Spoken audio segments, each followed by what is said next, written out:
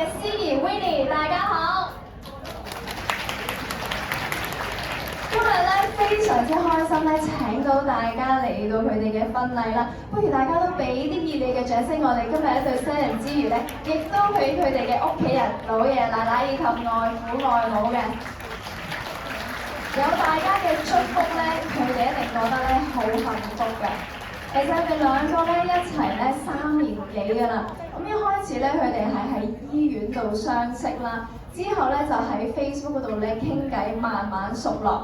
一開始咧 Francis 覺得阿 Vernon 咧好酷㗎，同埋個名咧都幾特別㗎喎。佢話係阿爸爸幫佢改㗎喎。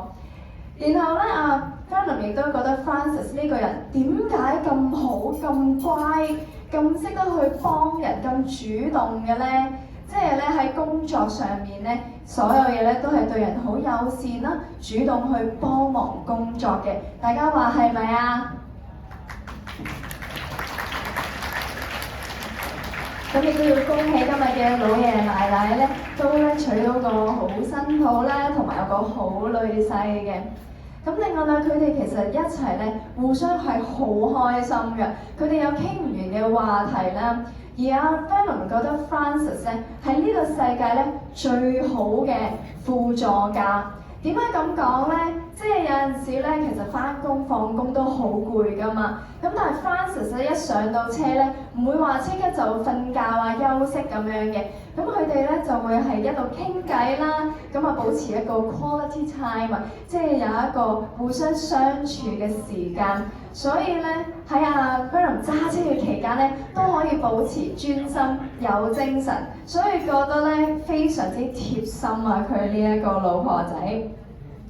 咁其實佢哋一齊咁耐啦，佢哋好認同一句説話嘅，就係相愛容易，相處難，相守係更難嘅。